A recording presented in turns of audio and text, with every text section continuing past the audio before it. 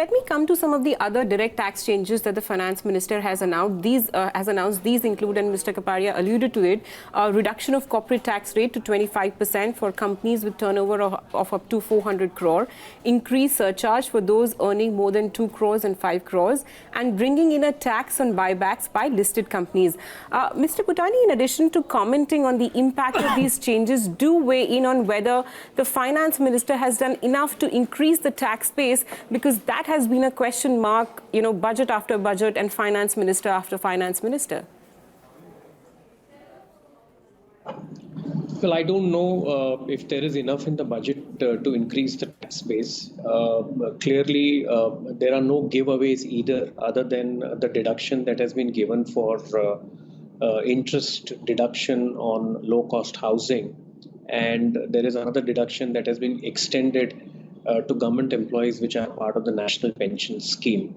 I think there is an assumption that has been made, which is that the greater compliance will ensure that the tax collections remain robust. Also, there are several things in the fine print of the budget, whether it's got to do with the 2% withholding tax on cash withdrawals, which is motivated largely by ensuring that you keep a trail of cash withdrawals by large businesses. But there are changes in the reporting requirements.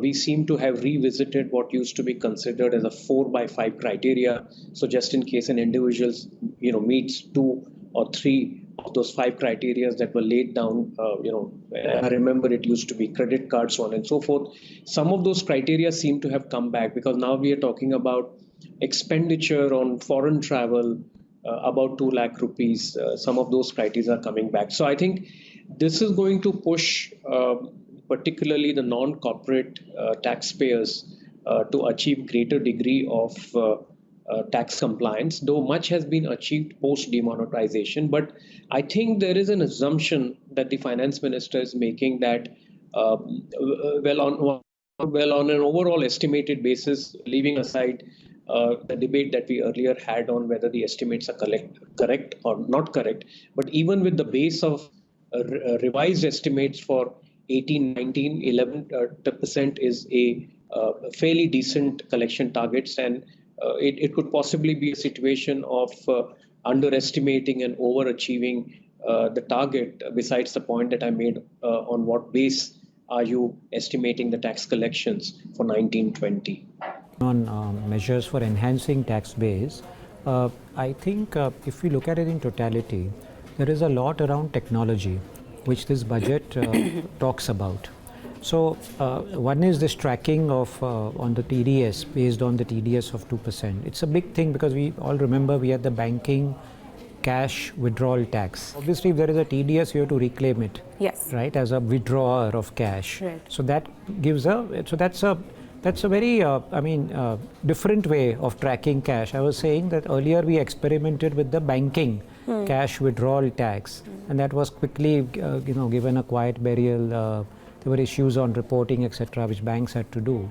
So here, they have brought it back through a TDS mechanism. But I think, well, if it gives a trail, and if the compliance requirement is not too onerous, it seems to be a smart idea. But that is one.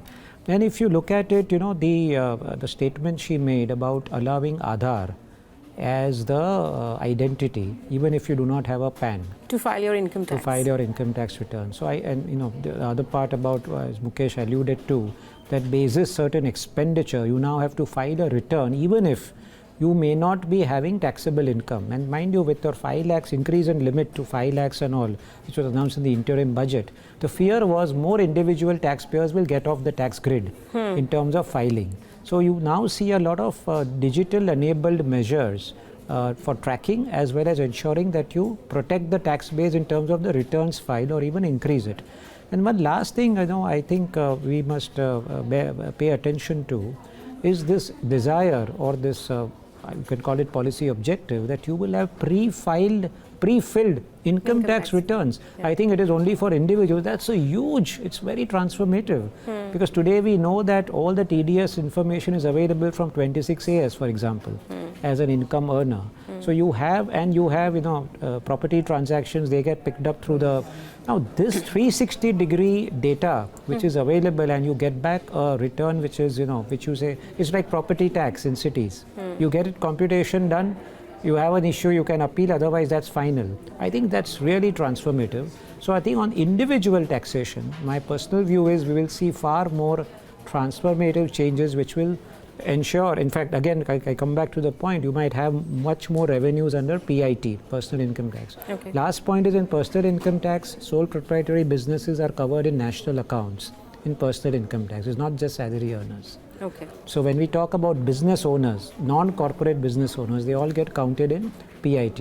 Okay. And besides demonetization, which Mukesh mentioned, what is the relevance of... no, what I'm trying to say is that the increase of 22% in 18-19, okay, which you see in personal income tax, without any increase in tax rates last year. Okay. How do you explain that? Okay. Right? I think one way of rationalizing this is that you have succeeded in increasing the tax base, the point you rightly raised. Right. If you deduce from the numbers, because of demon and also because of GST.